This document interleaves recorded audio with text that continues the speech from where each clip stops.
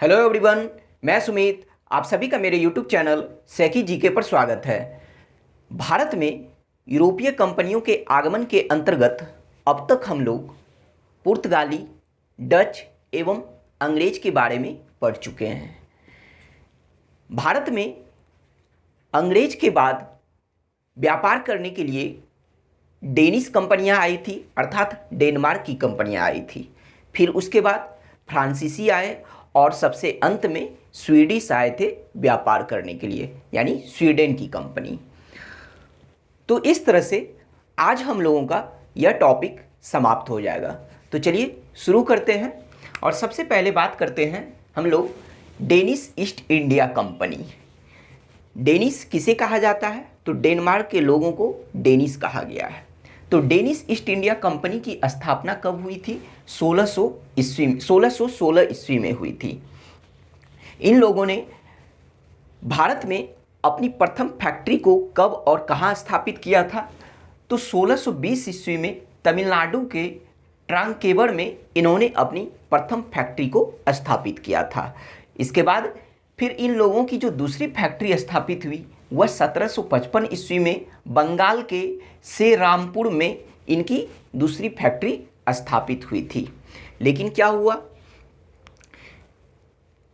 कि अंग्रेजों की प्रतिद्वंदिता एवं उनकी कूटनीतिक चालों के वजह से ये जो डेनिश व्यापारी थे, डेनिश कंपनी जो थी, यह भारत में टिक नहीं सके और इन लोगों को व्यापार में नुकसान होने लगा था।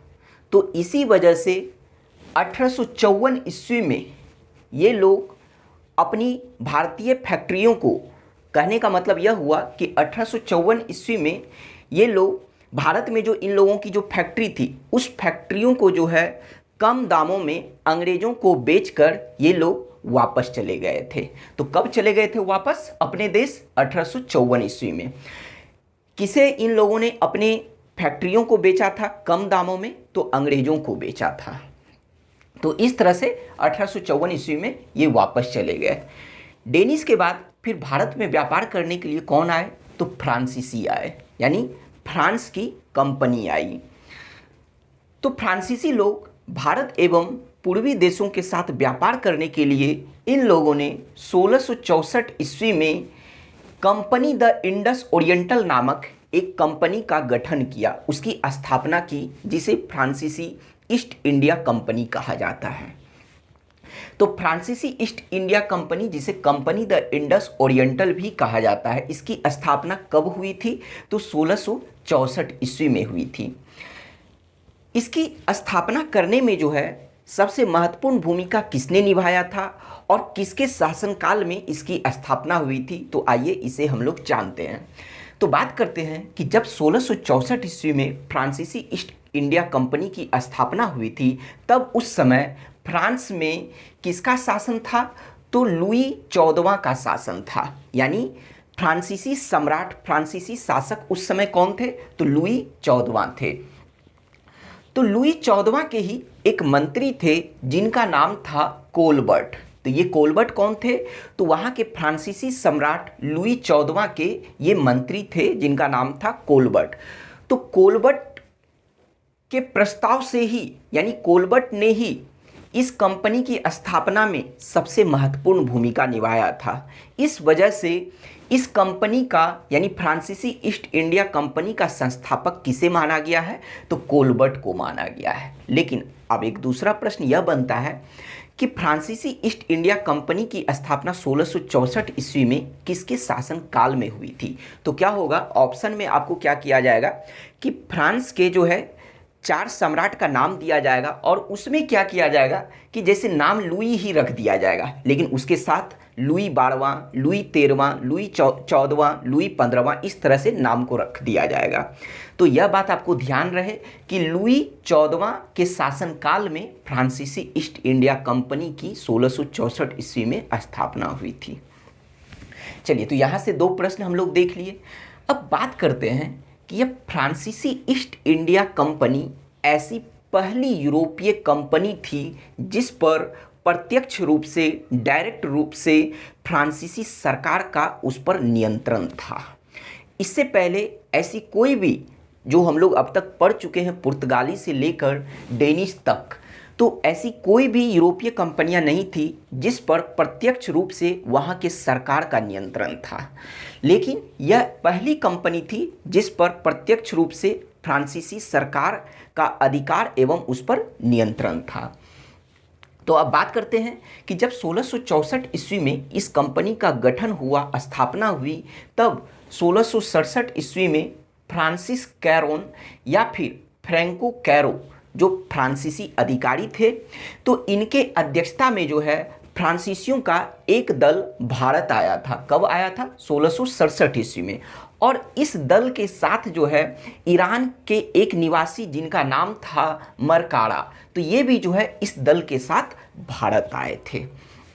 जब ये दल 1667 ईस्वी में भारत आए, तब इन लोगों ने अर्थात फ्रांसीसियों ने अपनी पहली फैक्ट्री भारत में 1668 ईस्वी में सूरत में स्थापित किया था। तो इससे पहले हम लोग पढ़ चुके हैं कि अंग्रेज़ों ने भी अपनी पहली फैक्ट्री सूरत में अस्थायी रूप से स्थापित किया था, और वह कब किया था? 1613 ईस्वी में। लेकिन फ्रांसीसियों ने भी अपनी पहली फैक्ट्री को सूरत में ही स्थापित किया था, लेकिन इनकी कब हुई थी स्थापना? तो 1668 ईस्वी में हुई थी। इसके बाद फिर क्या हुआ कि ये जो ईरान के निवासी जो मरकाड़ा थे, इन्होंने गोलकुंडा के सुल्तान से अधिकार पत्र प्राप्त करने के बाद जो है इन लोगों ने अपनी दूसरी फैक्ट्री 1669 ईस्वी में आंध्र प्रदेश के मसूलीपट्टम में स्थापित किया था। तो पहली फैक्ट्री इनकी कब और कहाँ हुई थी स्थापित? तो 1668 में सूरत में, दूसरी 1669 में, और कहाँ? तो मसूलीपट्टम में। ये दोनों फैक्ट्रियां के स्थापित होने के बाद जो है इसकी जिम्मेदारी किस फ्रांसीसी अधिकारी को दिया गया? तो उनका नाम है फ्रांसिस मार्टिन, या फिर जिन्हें फ्रैंको मार्टिन भी कहा जाता है। यानी कहने का मतलब यह हुआ कि अब इन दोनों कंपनियों, ये दोनों फैक्ट्रियों की जिम्मेदारी जो है वह फ्रांसिस मार्टिन को दे दिया गया। अर्थात इस दोनों फैक्ट्रियों के गवर्नर कौन बने? तो फ्रांसिस मार्टिन बने, या फिर जिन्हें फ्रैंको मार्टिन भी कहा जाता है। गवर्नर बनने के बाद जो है फ्रांसिस मार्टिन फ्रांसीसी शक्ति को सुदृढ़ करने का प्रयास आरंभ किया, और उन्हीं प्रयासों में से सबसे पहली घटना यह है कि 1672 ईस्वी में मद्रास के निकट एक जगह है जिसका नाम है सेंट थोमे। तो फ्रांसिस मार्टिन ने 1672 ईस्वी में सेंट थोमे को तंजावुर के शासक से प्राप्त किया था इस जगह को। लेकिन अगले ही साल यानी 1673 ईस्वी में इस पर सेंट थोमे पर किसका अधिकार हो गया? डचों का अधिकार हो गया। अर्थात डच जो थे वह फ्रांसीसी को पराजित करके उस पर अधिकार कर लिया था। अब बात करते हैं फिर इसके बाद कि फ्रांसिस मार्टिन ने 1674 ईस्वी में, फ्रांसिस मार्टिन, यहाँ देखिए मार्टिन लिखा हुआ है अर्थात फ्रांसिस मार्टिन यह है। तो 1674 ईस्वी में फ्रांसिस मार्टिन ने मुस्लिम सूबेदार शेर खान लोदी से जो है इन्होंने मद्रास के समीप एक गांव प्राप्त किया था। कहने का मतलब यह हुआ कि 1674 ईस्वी में फ्रांसिस मार्टिन ने मद्रास के समीप यानी वहाँ के जो मुस्लिम सूबेदार थे उनका नाम था शेर खान लोदी। तो शेर खान लोदी से इन्होंने एक गांव प्राप्त किया था। कब किया था? 1674 ईस्वी में। और 1674 ईस्वी में ही फ्रांसिस मार्टिन ने उसी गांव को पांडिचेरी के रूप में उसे विकसित किया। तो अर्थात 1674 ईस्वी में पांडिचेरी की जो है स्थापना की गई। तो इसके संस्थापक किसे माना गया है? तो इसके संस्थापक फ्रांसिस मार्टिन को माना गया है। ठीक है, तो ये पांडिचेरी के संस्थापक कौन होंगे? फ्रांसिस मार्टिन होंगे। लेकिन पांडिचेरी का नाम अब वर्तमान में पांडिचेरी नहीं है बल्कि पुडुचेरी है। तो चलिए बात करते हैं कि जब 1674 ईस्वी में इस पांडिचेरी की स्थापना इन्होंने जब करवाया था, तब इसका घेराबंदी करने के लिए एक दुर्ग का निर्माण करवाया गया था, और उस दुर्ग का नाम क्या रखा गया? फोर्ट लुई रखा गया। तो यह भी बहुत इंपॉर्टेंट पॉइंट है, इसे आपको ध्यान रखना है कि बताइए कि पांडिचेरी में जो है दुर्ग का जो निर्माण करवाया गया था उसका क्या नाम रखा गया था? तो फोर्ट लुई। या फिर प्रश्न ऐसे भी पूछा जा सकता है कि फोर्ट लुई कहाँ पर है? तो वह पांडिचेरी में है।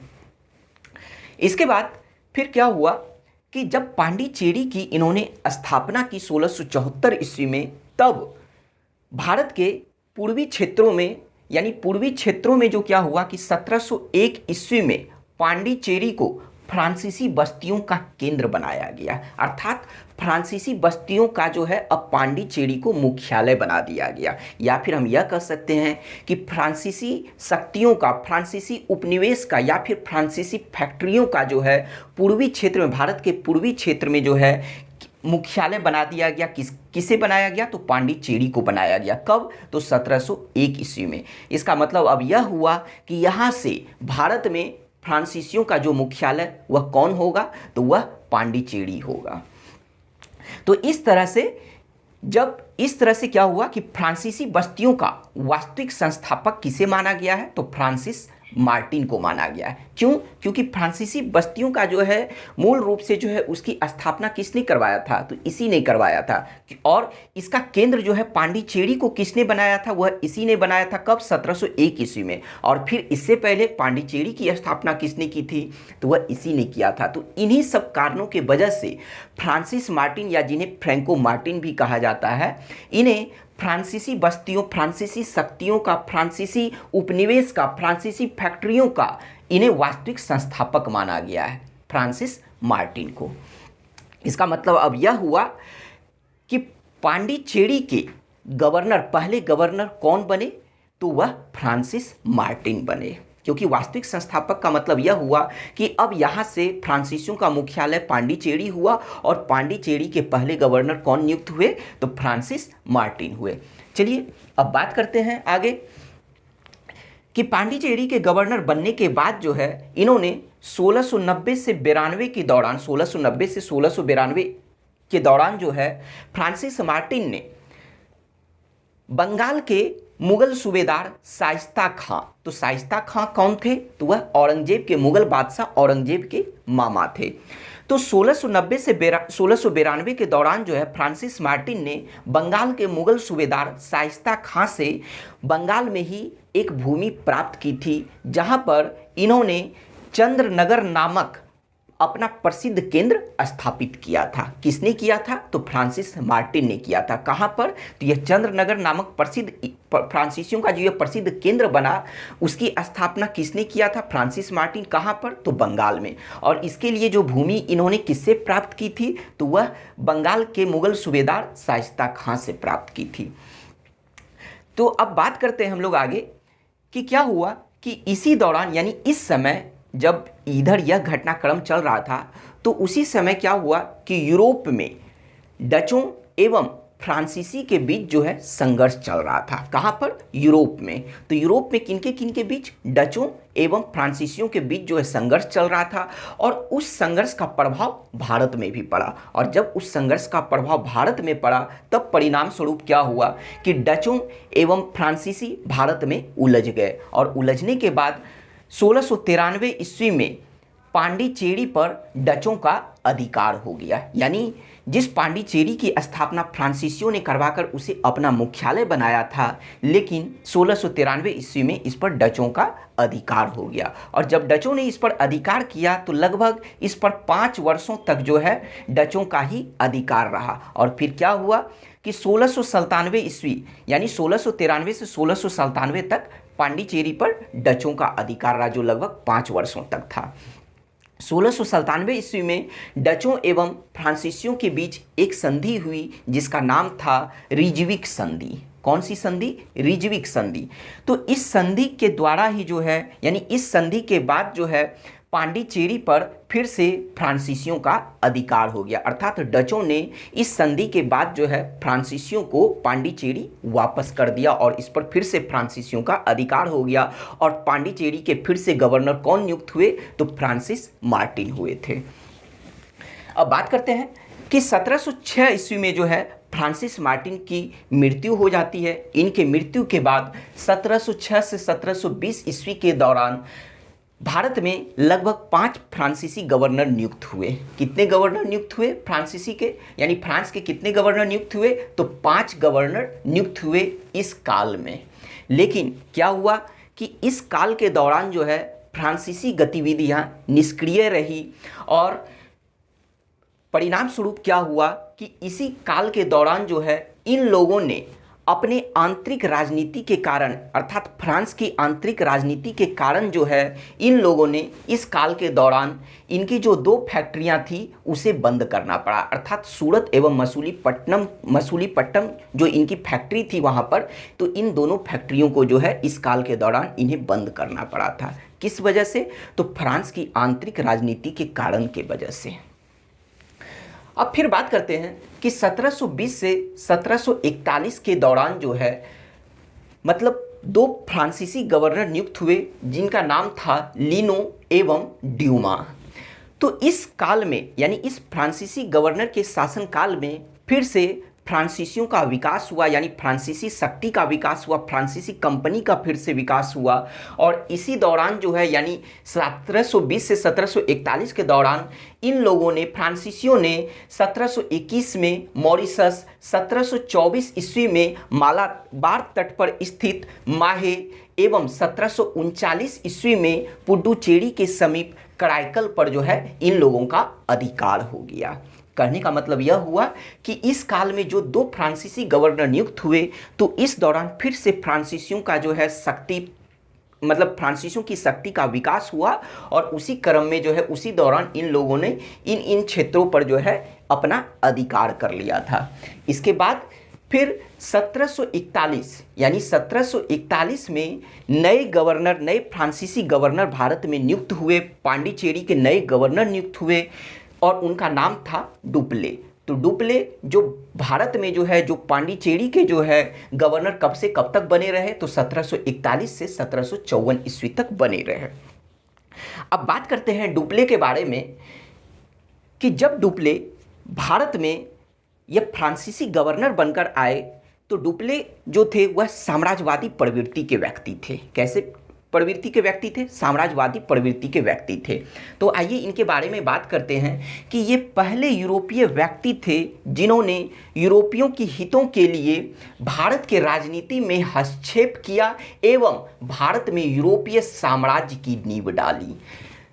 आपसे अगर पूछा जाए कि भारत में यूरोपीय साम्राज्य की नींव किसने डाली, तो आप में से अधिकांश का आंसर रहेगा कि ब्रिटिश ने, यानी अंग्रेजों ने डाली थी। और अंग्रेजों में से भी कौन? रॉबर्ट क्लाइव ने, क्योंकि 1757 ईस्वी के बाद जो है भारत में ब्रिटिश सत्ता स्थापित हो जाती है जो कि एक यूरोपीय शक्ति थी। लेकिन आपको यह ध्यान रहना चाहिए कि भारत में सर्वप्रथम अगर किसी ने यूरोपीय साम्राज्य की नींव डाली थी तो वह अंग्रेज नहीं थे, बल्कि वह एक फ्रांसीसी थे और उनका नाम था डुप्ले, यानी फ्रांसीसी गवर्नर डुप्ले थे। इनके बारे में ऐसा कहा जाता है कि इन्होंने भारत में साम्राज्य के विस्तार करने के लिए भारत की भूमि पर जो इन्होंने फसल को बोया था, जो जिस बीज को इन्होंने बोया था उस फसल को किसने काटा था? तो उस फसल को जो है अंग्रेजों ने काटा था। इनके बारे में ऐसा कहा जाता है क्योंकि अंग्रेजों के जो जीत के जो मार्गदर्शक बने, उनके साम्राज्यवादी नीति के जो मार्गदर्शक थे वह कोई और नहीं बल्कि डुप्ले थे। तो इसी वजह से डुप्ले के साम्राज्यवादी नीति के वजह से यह पहले यूरोपीय व्यक्ति थे जिन्होंने अपने यूरोपियों के हितों के वजह से भारत के राजनीति में इन्होंने हस्तक्षेप किया, और यह ऐसा करने वाले पहले यूरोपीय व्यक्ति थे। पूरे यूरोपीय की बात की जा रही है, पहले यूरोपीय व्यक्ति थे और भारत में यूरोपीय साम्राज्य की नींव इन्होंने डाली थी सर्वप्रथम। डुप्ले ने भारत में यूरोपियों की हितों के लिए, भारत के मतलब भूमि को अर्जित करने के लिए, भूमि को प्राप्त करने के लिए जो है इन्होंने भारतीय राजाओं के झगड़े में भाग लेने की नीति आरंभ की थी। तो भारतीय राजाओं के झगड़े में भाग लेने की नीति, जिसे कहा जाता है भारत के राजनीति में हस्तक्षेप करना, वह किसने शुरू किया था? तो वह डुप्ले ने किया था। इसका मतलब अब यह डिसाइड हो चुका था कि 1741 ईस्वी से या फिर इसके बाद से जो है अब फ्रांसीसियों का अर्थात डुप्ले का जो है मुख्य उद्देश्य क्या हो चुका था? साम्राज्यवाद का विस्तार करना। यानी 1741 ईस्वी के बाद से अब फ्रांसीसियों का मुख्य उद्देश्य बन चुका था साम्राज्यवाद का विस्तार करना, और इनके इन्हीं मुख्य उद्देश्य होने के वजह से जो है अंग्रेज एवं फ्रांसीसी के बीच संघर्ष शुरू हुआ, और उस संघर्ष के दौरान जो है यानी अंग्रेजों एवं फ्रांसीसियों के बीच संघर्ष के फलस्वरूप जो है 3 युद्ध हुआ। और वह 3 युद्ध कौन कौन सा था? तो कर्नाटक का प्रथम युद्ध, कौन कौन से? कर्नाटक का प्रथम युद्ध, कर्नाटक का द्वितीय युद्ध और कर्नाटक का तृतीय युद्ध। यानी फ्रांसीसियों के डुप्ले के साम्राज्यवाद के विस्तार के वजह से, यानी इनका जो मुख्य उद्देश्य साम्राज्यवाद का जो विस्तार करना हो गया था, इनके इन्हीं उद्देश्यों के वजह से अंग्रेज एवं फ्रांसीसी के बीच में जो है युद्ध प्रारंभ हो गया, संघर्ष प्रारंभ हो गया, जिसका नतीजा हुआ कि कर्नाटक का 3 युद्ध हुआ। यानी इन दोनों के बीच जो है तीनों युद्ध कहाँ पर हुआ था? वह कर्नाटक में हुआ था। तो डायरेक्ट एक प्रश्न पूछा जाता है कि बताइए कर्नाटक का युद्ध किनके किनके बीच हुआ था, किन यूरोपीय शक्तियों के बीच हुआ था? तो वह अंग्रेज एवं फ्रांसीसी के बीच हुआ था। अब बात करते हैं, इस बात को तो हम लोग समझ गए कि यानी इनके इन्हीं उद्देश्य की वजह से 3 युद्ध हुआ, और उसमें से सबसे पहले हम लोग चर्चा करते हैं कर्नाटक का प्रथम युद्ध। कर्नाटक का प्रथम युद्ध कब शुरू हुआ और कब समाप्त हुआ? यानी 1746 से लेकर 1748 ईस्वी तक जो है यह युद्ध चला। अब सबसे पहली बात यह हम लोग जान लेते हैं कि इस युद्ध का कारण क्या था, दूसरा कि इस युद्ध का तात्कालिक कारण क्या था, क्योंकि किसी भी युद्ध के कई कारण होते हैं लेकिन उनमें से एक तात्कालिक कारण होता है। तो आइए बात करते हैं कि क्या हुआ था कि इस युद्ध का जो कारण था वह था यूरोप में जो स्थित एक देश है ऑस्ट्रिया। तो ऑस्ट्रिया का उत्तराधिकार का युद्ध प्रारंभ हुआ था कब? 1740 ईस्वी में। चलिए इसकी कहानी को समझते हैं।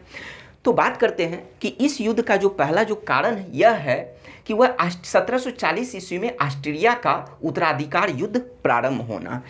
यानी क्या हुआ था कि 1740 ईस्वी में ऑस्ट्रिया में मेरिया थेरेसा की मृत्यु के बाद जो है उत्तराधिकार का युद्ध प्रारंभ हो गया था, और जिसमें कौन कौन भाग लिए थे उस उत्तराधिकार के युद्ध में? अंग्रेज एवं फ्रांसीसी भाग लिए थे। कहाँ पर? यूरोप में जो ऑस्ट्रिया है वहाँ पर जो है इस उत्तराधिकार युद्ध में ये दोनों भाग लिए थे, और ये दोनों एक दूसरे के विरोध, मतलब एक दूसरे के विरोध में थे। तो इस वजह से वहाँ पर जो यह युद्ध प्रारंभ हुआ तो उसका प्रभाव भारत पर भी पड़ा। लेकिन भारत पर जो प्रभाव पड़ा तो भारत में इस उत्तराधिकार युद्ध का खबर कब मिला? तो वह 1744 ईस्वी में मिला, क्योंकि यह युद्ध तो यूरोप में जो है यानी ऑस्ट्रिया में जो है 1740 ईस्वी में ही प्रारंभ हो चुका था, लेकिन भारत में जो है इस युद्ध का खबर 1744 ईस्वी में मिला था। तो अब बात करते हैं कि जब 1744 ईस्वी में यहाँ पर इन लोगों को यानी फ्रांसीसियों एवं अंग्रेजों को इस युद्ध के बारे में खबर मिला, तब उस समय जो कि फ्रांसीसी गवर्नर डुप्ले थे तो इन्हें अपने कमज़ोर नौसैनिक शक्ति के बारे में पता था। कहने का मतलब यह हुआ कि फ्रांसीसियों की जो है जल सेना शक्ति कमज़ोर थी, नौसेना शक्ति कमज़ोर थी। तो इस वजह से जब 1744 ईस्वी में उस युद्ध का खबर भारत आया, तब डुप्ले ने क्या किया कि डुप्ले को अपने कमज़ोर नौसेना शक्ति के बारे में पता था, और उस समय अंग्रेज़ों की जो है नौसैनिक शक्ति थी वह काफ़ी मजबूत थी। तो इस वजह से उन्होंने मद्रास के गवर्नर यानी मद्रास के जो अंग्रेज गवर्नर थे, हम लोग अंग्रेज में पढ़ चुके हैं कि मद्रास पर किसका अधिकार था, तो वह अंग्रेजों का अधिकार था, यानी उसके संस्थापक अंग्रेज थे। तो मद्रास के जो है उस समय अंग्रेज गवर्नर थे 1744 ईस्वी में, वह कौन थे? तो निकोलस मोर्स थे। नाम याद रखिएगा कि निकोलस मोर्स थे उनके गवर्नर। तो डुप्ले ने क्या किया कि मद्रास के अंग्रेज गवर्नर निकोलस मोर्स से जो है उन्होंने यह कहा कि हम लोगों को भारत में जो है तटस्थता का जो है अनुकरण करना चाहिए, यानी हम लोगों को यहाँ पर तटस्थ रहना चाहिए, आपस में युद्ध नहीं करना चाहिए, क्योंकि उन्हें अपनी कमज़ोर जल शक्ति के बारे में पता था। लेकिन क्या हुआ कि जो मद्रास के जो अंग्रेज गवर्नर थे उन्होंने इस पर जो है उन्हें किसी भी रूप में आश्वासन नहीं दिया, क्योंकि इन्हें पता था कि हमारी जो है जल सैनिक शक्ति जो है वह मजबूत है। तो परिणाम स्वरूप क्या हुआ कि जो डुप्ले जो थे उन्होंने उस समय कर्नाटक के जो मौजूदा नवाब थे उनका नाम था अनवरुद्दीन। क्या नाम था? अनवरुद्दीन। उस समय जो है कर्नाटक के नवाब कौन थे? अनवरुद्दीन। तो वह कर्नाटक के नवाब के पास गए और उनसे इन्होंने कहा कि आप अपने राज्य में जो है किसी भी युद्ध को प्रारंभ ना होने दें। तो अब सवाल यहाँ यह उठता है कि इन दोनों के बीच बात थी, यानी अंग्रेज एवं फ्रांसीसियों के बीच की यह बातचीत थी, तो आखिर यह कर्नाटक के नवाब के पास क्यों गए? तो इसका कारण यह है कि फ्रांसीसियों का जो पांडिचेरी क्षेत्र था एवं अंग्रेजों का जो यह जो मद्रास क्षेत्र था, तो यह पांडिचेरी एवं मद्रास का जो बंदरगाह क्षेत्र था वह कर्नाटक राज्य के अंतर्गत आता था। तो और उस समय कर्नाटक के नवाब कौन थे? तो वह अनवरुद्दीन थे। तो इस वजह से डुप्ले ने जो है कर्नाटक के नवाब के पास जो है वह गया था इस बात के लिए। लेकिन क्या हुआ कि जब तक कुछ इस पर डिसाइड हो पाता, जब तक इस पर कुछ निर्णय लिया जाता, तब तक क्या हुआ था कि 1746 ईस्वी में अंग्रेज नौसैनिक अधिकारी, अंग्रेज कैप्टन जिनका नाम था बर्नेट, तो बर्नेट के अंग्रेज कैप्टन बर्नेट के नेतृत्व में जो है 1746 ईस्वी में फ्रांसीसी जहाज़ों पर अधिकार कर लिया गया था। यानी फ्रांसीसी जहाज़ों पर किसने अधिकार किया था? तो अंग्रेज कैप्टन बर्नेट के सैनिकों ने कर लिया था। कब किया था? तो 1746 ईस्वी में। और परिणाम स्वरूप क्या हुआ कि दोनों के बीच 1746 ईस्वी में युद्ध प्रारंभ हुआ। तो कहने का मतलब यह था कि इस कर्नाटक का प्रथम युद्ध का तात्कालिक कारण क्या बना? तो तात्कालिक कारण बना कि 1746 ईस्वी में अंग्रेज कैप्टन बर्नेट के नेतृत्व में फ्रांसीसी जहाज़ों पर अधिकार कर लिया गया था। इस वजह से दोनों में युद्ध प्रारंभ हुआ। कारण यह है, लेकिन तात्कालिक कारण यह है। तो क्या होता है कि जब प्रश्न एग्जाम में आपसे प्रश्न पूछा जाएगा कि बताइए कर्नाटक के प्रथम युद्ध का तात्कालिक कारण क्या है, तो उसमें क्या होगा कि आपको यह दोनों ऑप्शन दिया जाएगा और उसमें से भी क्या पहला ऑप्शन आपको यही दे दिया जाएगा और स्टूडेंट क्या करेंगे, जल्दबाजी में इसे लगाकर आ जाएंगे, लेकिन उसका आंसर गलत हो जाएगा। तो इसलिए यहाँ पर ध्यान रहे आपको कि अगर कारण पूछा जाए तो यह लगाना है, लेकिन तात्कालिक कारण पूछे तो आपको यह ऑप्शन लगाना है। ठीक है, तो चलिए अब युद्ध तो प्रारंभ हो गया, यानी इसके जहाज़ों पर इन लोगों ने अधिकार कर लिया। फिर बदले में क्या हुआ? बदले की भावना 1746 ईस्वी में, यानी अंग्रेजों का जो मद्रास का जो क्षेत्र था, तो उस मद्रास पर फ्रांसीसियों ने अधिकार कर लिया 1746 ईस्वी में। अब अंग्रेजों के जो है मद्रास का जो क्षेत्र था, तो उस मद्रास पर किसने अधिकार कर लिया? तो फ्रांसीसियों ने अधिकार कर लिया। और उसके बाद फिर क्या हुआ? एक युद्ध हुआ सेंट थोमे, या फिर जिसे अडियार का युद्ध भी कहा जाता है, 1748 ईस्वी में। तो यह युद्ध जो है किसके किसके बीच हुआ था? तो यह युद्ध फ्रांसीसी कैप्टन पैराडाइज एवं कर्नाटक के नवाब अनवरुद्दीन के बीच जो है यह युद्ध हुआ था। इसी कर्नाटक के प्रथम युद्ध के दौरान ही यह युद्ध हुआ था। ठीक है, तो लेकिन अब आप लोगों के मन में यह सवाल उठ रहा होगा कि फिर से जब इन दोनों के बीच का यह युद्ध था, तो फिर फ्रांसीसी कैप्टन जो है वह कर्नाटक के नवाब से क्यों उलझ गए, क्यों उनके बीच युद्ध हुआ? तो आइए इसके कहानी को समझते हैं। तो क्या हुआ था कि जब 1746 ईस्वी में फ्रांसीसी गवर्नर डुप्ले ने मद्रास पर अधिकार करना चाहा था, तब वो कर्नाटक के नवाब अनवरुद्दीन से जो है सैनिक सहायता मांगा था कि उन्होंने, और बदले में डुप्ले ने कर्नाटक के नवाब को जो है आश्वासन दिया था कि अगर मद्रास को जीत लेंगे तब उस मद्रास को जो है आपको सौंप देंगे। तो परिणाम स्वरूप क्या हुआ कि अनवरुद्दीन ने जो है अपने सैनिक सहायता, मतलब अपने सैनिकों को जो है डुप्ले की सहायता के लिए भेजा।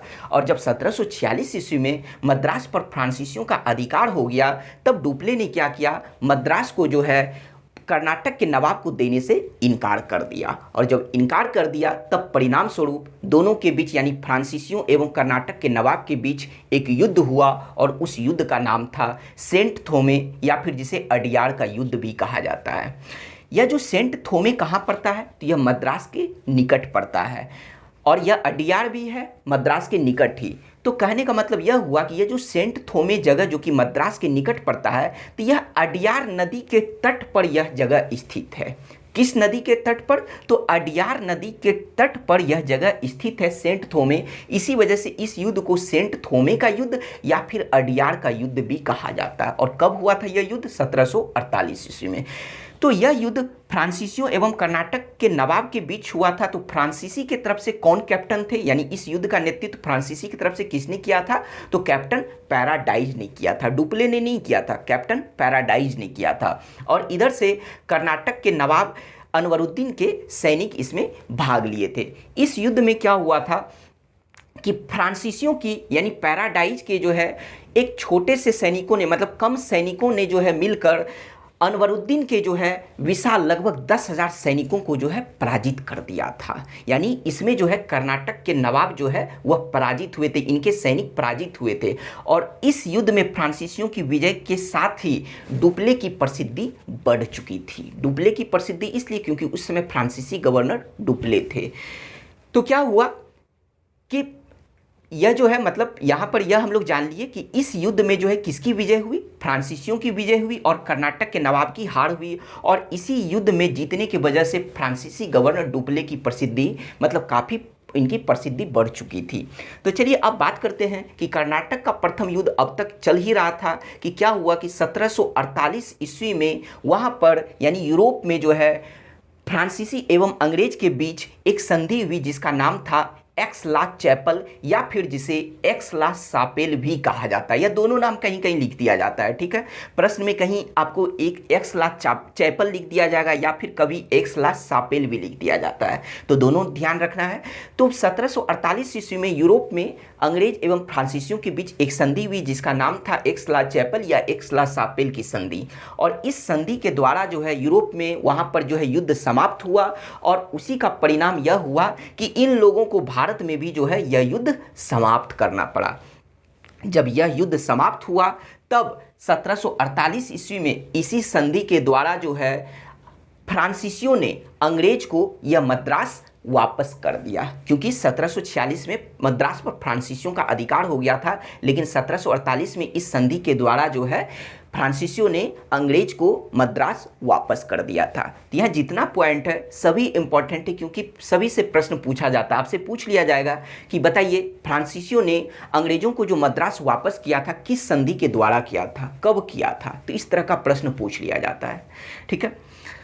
अब बात करते हैं कि इस युद्ध का परिणाम क्या हुआ, कि यानी इस युद्ध का परिणाम यह निकल के आया, यानी कर्नाटक के प्रथम युद्ध ने भारतीय नरेशों की दुर्बलता सामने रख दी थी। भारतीय नरेशों की दुर्बलता यानी भारतीय नरेशों की कमजोरी जो है वह सामने प्रकट आ चुकी थी, वह सामने आ चुकी थी सभी के सामने।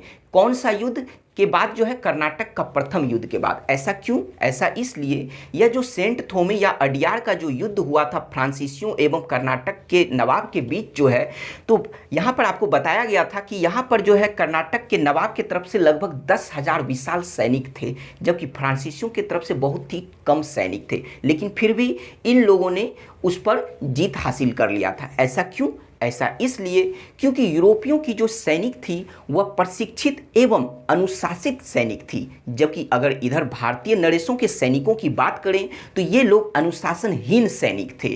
तो इसी वजह से यूरोपियों के प्रशिक्षित, मतलब यह बात स्पष्ट हो चुका था कि यूरोपियों के प्रशिक्षित एवं अनुशासित सैनिक जो थे वह अनुशासनहीन विशाल भारतीय सैनिकों से कहीं अधिक श्रेष्ठ हैं और उस पर सफलता पाने में अधिक सक्षम हैं। यह बात इसी युद्ध के बाद जो है स्पष्ट हो चुकी थी और इसी वजह से तब जाकर जो है अंग्रेज एवं फ्रांसीसियों जैसे यूरोपीय शक्ति ने भारत में अब साम्राज्य को स्थापित करने का निर्णय कर लिया था इसी युद्ध के बाद से।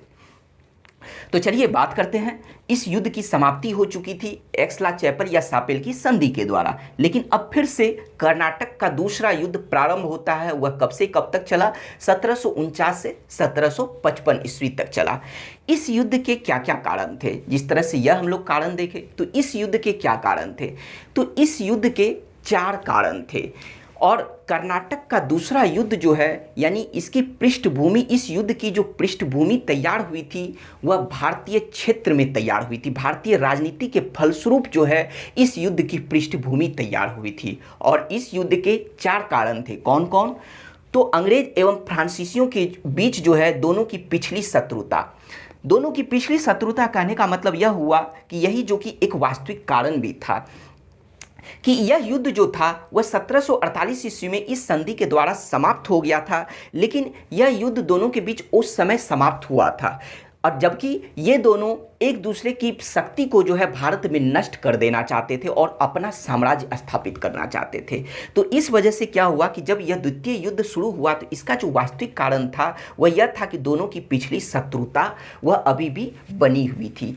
इस युद्ध के दूसरे कारण क्या थे? तो इस युद्ध के दूसरे कारण थे कि हैदराबाद के निजाम जो थे, हैदराबाद के निजाम जिसे शॉर्ट में निजाम कहा गया, इनका पूरा नाम क्या था? आसफ जाह निजाम उल मुल्क, जिनका मूल नाम क्या था? तो चिनकिलिच खां। इन सभी के बारे में हम लोग पढ़ चुके हैं उत्तरकालीन मुगल वंश के दौरान, चिनकिलिच खां के बारे में, या फिर जिन्हें आसफ जाह निजाम उल मुल्क कहा गया है, या फिर उन्हें ही शॉर्ट में जो है निजाम कहा गया, यानी हैदराबाद का निजाम। तो क्या हुआ कि 1748 ईस्वी में हैदराबाद के निजाम की मृत्यु हो गई थी। तो इनके मृत्यु के बाद इनके पुत्र नासिर जंग और निजाम के पौत्र यानी उनके पोते मुजफ्फर जंग के बीच जो है उत्तराधिकार का युद्ध प्रारंभ हो गया था। और इस उत्तराधिकार के युद्ध में जो है फ्रांसीसियों एवं अंग्रेजों ने भी भाग लिया था। तो फ्रांसीसियों ने किसके तरफ से भाग लिया था? तो निजाम के पौत्र मुजफ्फर जंग की तरफ से। यहाँ देखिए यह चार्ट लिखा हुआ है कि मुजफ्फर जंग कौन थे? तो इनके पौत्र थे, जबकि नासिर जंग कौन थे? तो इनके पुत्र थे। अभी इस नाम पर हम लोग बाद में चर्चा करेंगे, ठीक है। तो मुजफ्फर जंग को किसने जो है सहयोग किया था? तो फ्रांसीसियों ने किया था, जबकि नासिर जंग को किसने किया था सहयोग? तो वह अंग्रेजों ने किया था। इसका मतलब इस युद्ध के, कर्नाटक के द्वितीय युद्ध के जो है दूसरे कारण क्या बने कि हैदराबाद के निजाम की मृत्यु के बाद उत्तराधिकार के युद्ध में इन दोनों का जो है सहयोग करना, यानी इन दोनों का जो है प्रवेश करना जो है, यह द्वितीय कारण था। तृतीय कारण की बात करें इस युद्ध की, तो इस युद्ध का जो तृतीय कारण था वह था कि कर्नाटक में भी कुछ हैदराबाद के ही तरह उत्तराधिकार का युद्ध वहाँ, मतलब यहाँ कर्नाटक में भी जो है वहाँ के ही जैसा उत्तराधिकार के युद्ध से संबंधित ही यहाँ भी कुछ ऐसी ही बातें चल रही थी। तो आइए बात करते हैं कि कर्नाटक के जो है भूतपूर्व नवाब थे, नवाब कहने का मतलब जो वहाँ के शासक थे, उनका नाम था दोस्त अली। क्या नाम था? दोस्त अली। तो कर्नाटक के नवाब दोस्त अली की मृत्यु के बाद जो है, मतलब उनके उत्तराधिकारी कौन हुए थे? तो उनके पुत्र अनवरुद्दीन हुए थे। कौन हुए थे? अनवरुद्दीन। अनवरुद्दीन हम लोग पढ़ चुके हैं कि कर्नाटक के ये नवाब बने थे, लेकिन इसका क्रम हम लोग यहाँ पर समझते हैं कि कर्नाटक के जो भूतपूर्व नवाब अर्थात अनवरुद्दीन के जो पिता थे उनका नाम था दोस्त अली। तो दोस्त अली के मृत्यु के बाद जो है इनके पुत्र उनके उत्तराधिकारी बने थे, अर्थात कर्नाटक के नवाब बने थे, ठीक है। लेकिन क्या हुआ कि कर्नाटक की जनता ने जो है इन्हें जो है शासक नहीं बनाना चाहते थे, बल्कि किन्हें शासक बनाना चाहते थे? तो वह ये दोस्त अली के दामाद चंदा साहब को जो है वह कर्नाटक का नवाब बनाना चाहते थे। इसका कारण यह था कि दोस्त अली के जो पुत्र थे अनवरुद्दीन, यह योग्य नहीं थे, अयोग्य थे, जबकि इनके जो दामाद चंदा साहब थे यह एक योग्य व्यक्ति थे। तो इसी वजह से वहाँ की जनता जो है वह इन्हें मतलब कि जो है कर्नाटक के नवाब बनाना चाहते थे। तो लेकिन कर्नाटक के नवाब तो दोस्त अली के बाद कौन बन गए थे? उनके पुत्र अनवरुद्दीन बन गए थे। लेकिन इधर चंदा साहब जो है वह भी जो है मतलब इन्हें उपदस्थ करके कर्नाटक के नवाब बनना चाहते थे। तो फिर क्या हुआ? एक तरह से यह भी उत्तराधिकार का ही युद्ध हुआ। तो इसी वजह से क्या हुआ कि यहाँ भी फ्रांसीसी और अंग्रेज इसमें प्रवेश कर गए इस उत्तराधिकार के युद्ध में। और फ्रांसीसियों ने किसका मदद किया, किसका सहयोग किया? तो चंदा साहब का किया। और अंग्रेज ने किसका किया? तो अनवरुद्दीन का किया, ठीक है। और अनवरुद्दीन के पुत्र का नाम क्या था? मोहम्मद अली, ठीक है। ये अनवरुद्दीन के पुत्र थे और इधर चंदा साहब के पुत्र का नाम था रजा खान। तो चलिए इन सभी के बारे में अब बात करेंगे, चर्चा करेंगे। चौथा जो कारण था, चौथा एवं अंतिम जो कारण था कर्नाटक के द्वितीय युद्ध का, वह था तंजौर में उत्तराधिकार का युद्ध। यानी इस कर्नाटक के द्वितीय युद्ध में 4 कारणों में से तो 3 कारण उत्तराधिकार का ही युद्ध था, और वह भी भारत में, बाहर में नहीं। जबकि कर्नाटक के प्रथम युद्ध में जो उत्तराधिकार का जो युद्ध वह चला था वह यूरोप में चला था, लेकिन यह भारतीय क्षेत्र में चला था, भारतीय भूमि पर हो रहा था। तो बात करते हैं कि तंजौर में जो है उत्तराधिकार का जो युद्ध प्रारंभ हुआ, तो इसमें क्या हुआ कि अंग्रेज ने जो है इस उत्तराधिकार युद्ध में जो है हस्तक्षेप किया था, भाग लिया था, और भाग लेने के वजह से जो है 1749 ईस्वी में अंग्रेजों को देवी कोटाई नामक जगह इन्हें प्राप्त हो गया था। और यह जगह प्राप्त होने की वजह से फ्रांसीसी क्या हुए, अंग्रेजों के विरुद्ध अत्यधिक क्रुद्ध हो चुके थे, क्रोधित हो चुके थे। तो इसी वजह से जो है कर्नाटक का जो है द्वितीय युद्ध प्रारंभ हुआ, कब? 1749 ईस्वी में। तो चलिए अब बात करते हैं कि यहाँ पर तो इन कारणों को तो समझ गए, पहले कारण को तो समझ गए, चलिए दूसरे कारण को समझते हैं।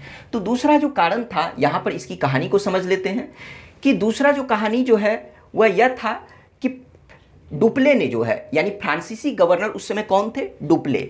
तो हैदराबाद में जो है वह किसका सपोर्ट कर रहे थे? तो उनके पौत्र मुजफ्फर जंग का। और कर्नाटक में जो है डुप्ले किसका सहयोग कर रहे थे? तो चंदा साहब का। तो क्या हुआ कि डुप्ले ने मुजफ्फर जंग एवं चंदा साहब के साथ संधि करके इन्होंने कर्नाटक के मौजूदा नवाब अनवरुद्दीन के खिलाफ जो है एक अभियान किया, और उस अभियान का, उस युद्ध का नाम था अंबुर का युद्ध। कौन सा युद्ध? अंबुर का युद्ध। कहाँ पर हुआ, मतलब ये कब हुआ? तो 1749 ईस्वी में। किसके किसके बीच? तो एक तरफ जो है डुप्ले, चंदा साहब एवं मुजफ्फर जंग की सैनिक थी, और दूसरे तरफ कौन थे? तो कर्नाटक के नवाब अनवरुद्दीन थे। यानी इन दोनों के बीच जो है यह युद्ध हुआ। इस युद्ध में कर्नाटक का नवाब अनवरुद्दीन पराजित हुआ एवं इसकी हत्या कर दी गई। अनवरुद्दीन के हत्या करने के बाद जो है इनके पुत्र मोहम्मद अली वह अंग्रेजों के पास भागकर चले गए, और इस प्रकार से इनके मृत्यु के बाद जो है अब कर्नाटक का नवाब किसे नियुक्त किया गया? तो चंदा साहब को बनाया गया। ठीक है। और चंदा साहब जब कर्नाटक के नवाब बने तब जाकर जो है इन्हें, मतलब कि चंदा साहब खुश होकर जो है फ्रांसीसी गवर्नर डुप्ले को जो है मद्रास के समीप लगभग 80 गांव जो है पुरस्कार के रूप में दिया था। अब बात करते हैं कि फिर 1750 ईस्वी में, यानी इधर का काम तो निपट चुका था, लेकिन अभी हैदराबाद का काम बाकी था। तो फिर क्या हुआ कि 1750 ईस्वी में जो है निजाम के पुत्र नासिर जंग की जो है इन लोगों ने, यानी डुप्ले ने जो है हत्या करवा दी। हत्या किससे करवाई? तो डुप्ले अपने फ्रांसीसी सेनापति जिनका नाम था बुस्सी, तो बुस्सी के द्वारा जो है 1750 ईस्वी में नासिर जंग, जो कि निजाम के पुत्र थे, इनकी इन्होंने हत्या करवा दी। और हत्या करवाने के बाद जो है डुप्ले ने जो है ये हैदराबाद ये के निजाम के जो पौत्र थे जिनका नाम था मुजफ्फर जंग, तो मुजफ्फर जंग को जो है उन्होंने जो है मतलब हैदराबाद का जो है हैदराबाद की गद्दी पर बैठाना चाहा। और जब हैदराबाद की गद्दी पर बैठाने के लिए जब ये बुस्सी जा ही रहे थे, तब रास्ते में क्या हुआ कि मुजफ्फर जंग की हत्या कर दी गई। जब मुजफ्फर जंग की हत्या कर दी गई तब फ्रांसीसियों ने क्या किया कि नासिर जंग के भाई, या फिर हम कह सकते हैं कि निजाम के दूसरे पुत्र, छोटे पुत्र जिनका नाम था सलावत जंग, तो सलावत जंग को जो है हैदराबाद की गद्दी पर किसने बैठाया? तो फ्रांसीसियों ने बैठाया। यह तो हुई यहाँ की कंप्लीट कहानी। अब फिर बात करते हैं, तो जब यह सभी बात हो चुकी थी, हैदराबाद एवं कर्नाटक के बातों को समझ चुके हैं कि फ्रांसीसियों ने मतलब कि अपने सहयोग से जो है इधर जो चंदा साहब को जो है गद्दी पर बैठाया था, और हैदराबाद में जो है सलावत जंग को जो है गद्दी पर बैठाया था, तब अंग्रेजों ने क्या किया? फ्रांसीसियों के खिलाफ युद्ध छेड़ दिया। और जब युद्ध छेड़ा तो 1751 ईस्वी में क्या हुआ कि अंग्रेजों ने रॉबर्ट क्लाइव के नेतृत्व में कर्नाटक की राजधानी अरकाट, उस समय कर्नाटक की राजधानी कौन सी थी? तो अरकाट थी। तो अरकाट एवं त्रिचनापल्ली पर जो है अंग्रेजों का अधिकार हो गया। कब? 1751 ईस्वी में। और इसमें फ्रांसीसी जो है पराजित हुए, और फ्रांसीसी के साथ साथ ये कर्नाटक के नवाब जो थे, क्योंकि कर्नाटक की राजधानी पर जो है इन्होंने अधिकार कर लिया था रॉबर्ट क्लाइव, जो कि एक अंग्रेज मतलब कि सेनापति थे। तो इसी युद्ध में पराजित होने के बाद जो है ये जो कर्नाटक के नवाब चंदा साहब बने थे, तो वह भाग गए थे, लेकिन कुछ ही समय बाद जो है इन्हें पकड़कर जो है इनकी हत्या कर दी गई थी। इनकी हत्या करने के बाद अंग्रेजों ने कर्नाटक का नवाब किसे नियुक्त किया? तो अनवरुद्दीन के पुत्र मोहम्मद अली को जो है यहाँ का नवाब नियुक्त किया। उसके बाद फिर क्या हुआ कि अब दोनों के बीच, यानी 1753 ईस्वी में फ्रांसीसी एवं अंग्रेजों के बीच लगातार युद्ध चलता रहा। कभी फ्रांसीसियों की जीत हो रही थी तो कभी अंग्रेजों की जीत हो रही थी। लेकिन उसी दौरान 1754 ईस्वी में फ्रांसीसी सरकार डुप्ले की युद्ध करने की नीति से तंग आकर वहाँ के फ्रांसीसी सरकार ने क्या किया कि डुप्ले को 1754 ईस्वी में वापस बुला लिया, क्योंकि डुप्ले कब से कब तक रहे भारत में, 1741 से 1754 में, क्योंकि डुप्ले एक साम्राज्यवादी नीति के थे, तो इस वजह से इनका लगातार जो है अंग्रेजों के साथ युद्ध चलता रहा था। तो इसी वजह से, और हम लोग यह भी पढ़ चुके हैं कि यह पहली फैक्ट्री थी जिस पर फ्रांसीसी सरकार का जो है प्रत्यक्ष नियंत्रण था। तो इस वजह से इनके युद्ध करने की नीति से तंग आकर फ्रांसीसी सरकार ने क्या किया कि 1754 ईस्वी में डुप्ले को फ्रांस वापस बुला लिया। जब 1754 में इन्हें वापस बुला लिया गया, तब इनके डुप्ले के उत्तराधिकारी के रूप में अगले फ्रांसीसी गवर्नर कौन नियुक्त हुए, कौन बने 1754 ईस्वी में, तो रॉबर्ट गोडे-हेयू बने। यानी अगले फ्रांसीसी गवर्नर 1754 ईस्वी में अब कौन बने, गोडे-हेयू बने। तो जब 1754 ईस्वी में ये नए फ्रांसीसी गवर्नर बनकर भारत आए, तब पांडिचेरी की संधि की गई। यानी 1755 ईस्वी में गोडे-हेयू ने अंग्रेजों के साथ पांडिचेरी की संधि की थी। कब की थी, 1755 ईस्वी में।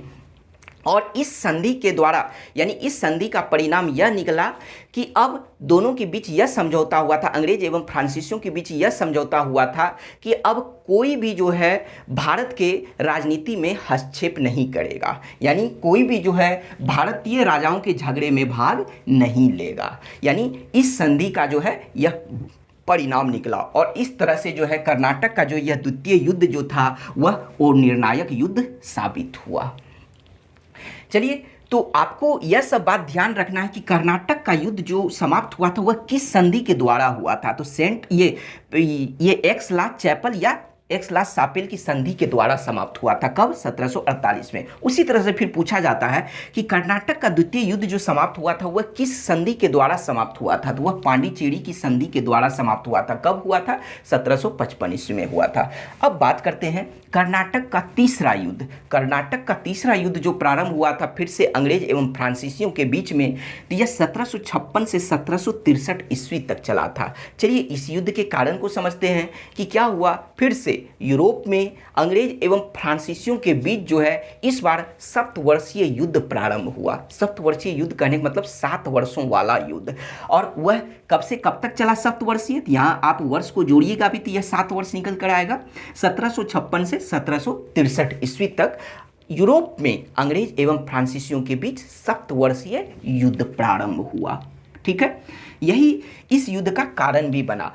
जब यूरोप में यह 7 वर्षीय युद्ध प्रारंभ हुआ तो फिर से इसका प्रभाव भारत पर भी पड़ा, और भारत में जो है अंग्रेज एवं फ्रांसीसी फिर से आपस में उलझ गए। और उलझने के बाद क्या हुआ कि इस युद्ध के अंतर्गत जो है 1760 ईस्वी में अंग्रेज एवं फ्रांसीसियों के बीच एक युद्ध हुआ जिसका नाम था वांडीवास का युद्ध। यह वांडीवास जगह कहाँ पड़ता है, तो यह वांडीवास जगह पड़ता है मद्रास एवं पांडिचेरी के बीच में एक जगह है जिसका नाम है वांडीवास।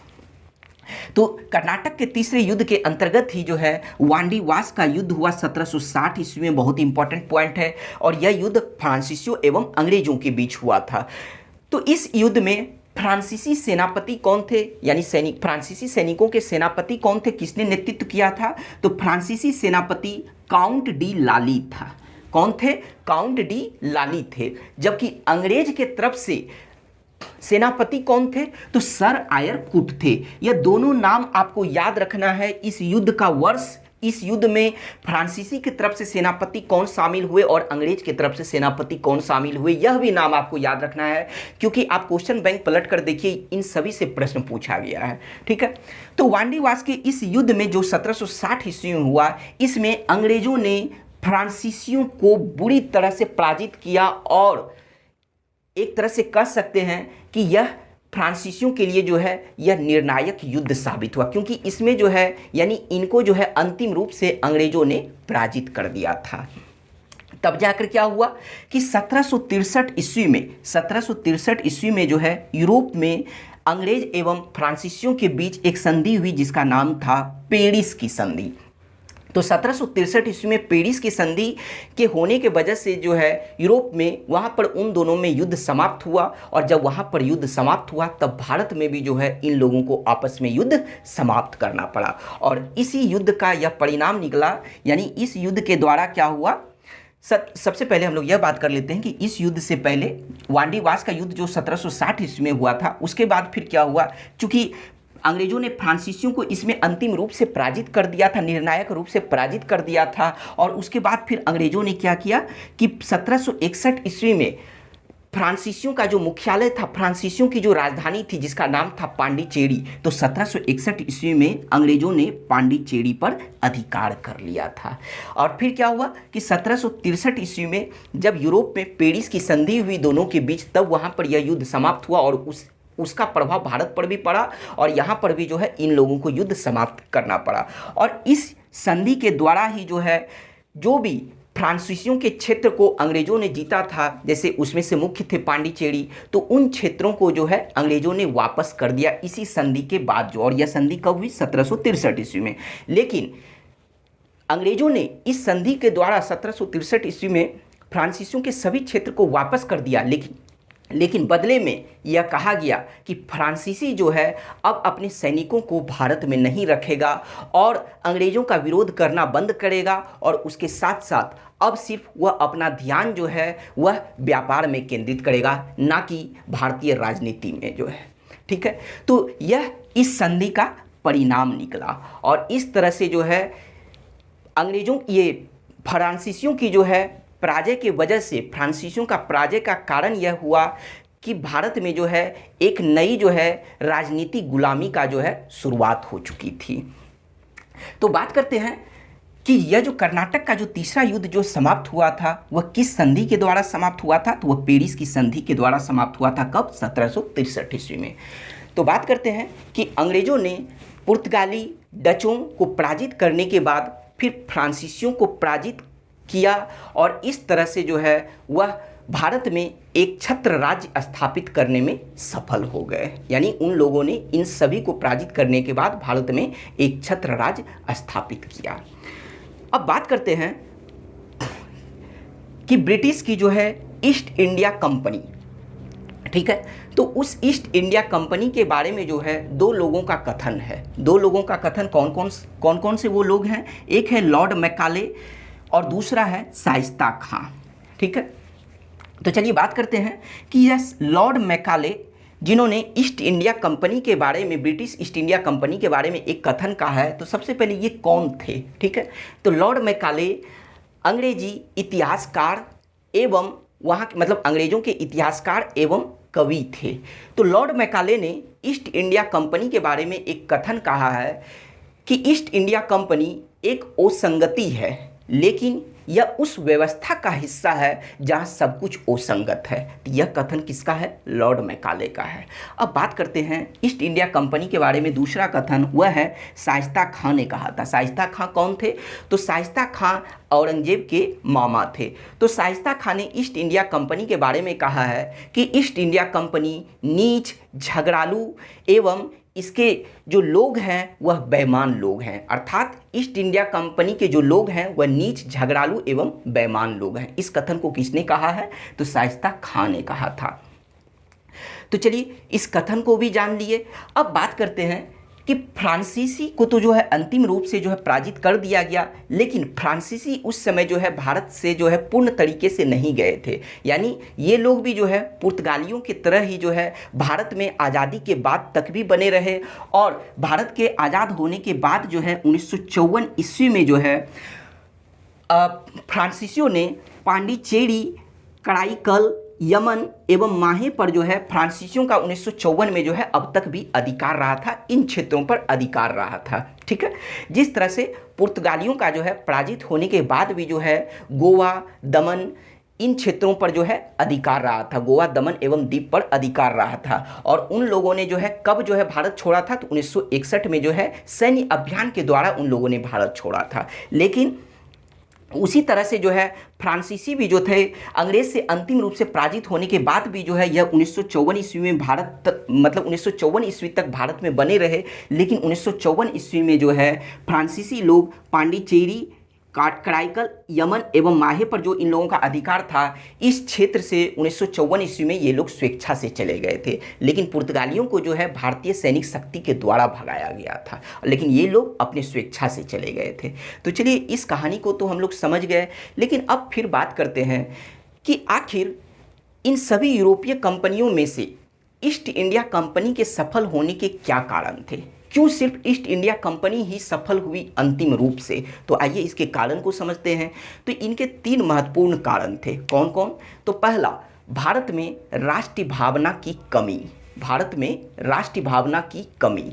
दूसरा, उन लोगों को जो है पश्चिमी प्रशिक्षण प्राप्त हुआ था। पश्चिमी प्रशिक्षण कहने का मतलब है कि यूरोप में जो है उन लोगों को एक अनुशासित प्रशिक्षण प्राप्त हुआ था और उन लोगों के पास जो है आधुनिक हथियार थे। किनके पास? अंग्रेजों के पास। तीसरा, भारत में जो है यानी भारतीय सैनिकों में भी जो है, क्योंकि यूरोपियों के साथ साथ भारतीयों पर भी जो है अंग्रेजों ने जो है सफलता प्राप्त की थी, तो इसी वजह से यह कहा जाता है कि आखिर ईस्ट इंडिया कंपनी की अंग्रेजों की सफलता के क्या कारण थे, जिसके वजह से इन्होंने यूरोपीय कंपनियों के साथ साथ भारतीय शासकों पर भी यानी भारतीयों पर भी जो है अधिकार कर लिया था। तो उसके 3 महत्वपूर्ण कारण थे। कौन कौन?